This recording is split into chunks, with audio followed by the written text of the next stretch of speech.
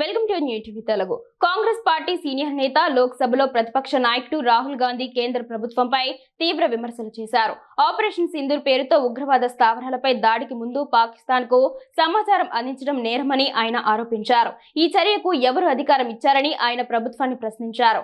విదేశాంగ మంత్రి ఎస్ జయశంకర్ భారత ప్రభుత్వం పాకిస్తాన్ కు ఈ చర్య గురించి తెలియజేసిందని బహిరంగంగా అంగీకరించారని రాహుల్ గాంధీ ఎక్స్ వేదికగా పేర్కొన్నారు.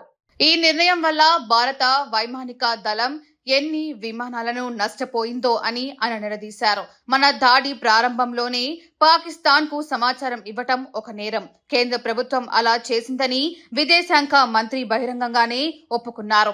దీనికి ఎవరు అధికారం ఇచ్చారో, దీని ఫలితంగా మన వైమానిక దళం ఎన్ని విమానాలను కోల్పోయింది అని రాహుల్ గాంధీ తన పోస్టులో పేర్కొన్నారు. ఈ పోస్టుతో పాటు జైశంకర్ కు సంబంధించి ఒక పాత వీడియోను కూడా రాహుల్ గాంధీ పంచుకున్నారు. ఆ వీడియోలో జైశంకర్ ఆపరేషన్ ప్రారంభంలోనే మేం పాకిస్తాన్ కు ఒక సందేశం పంపాం.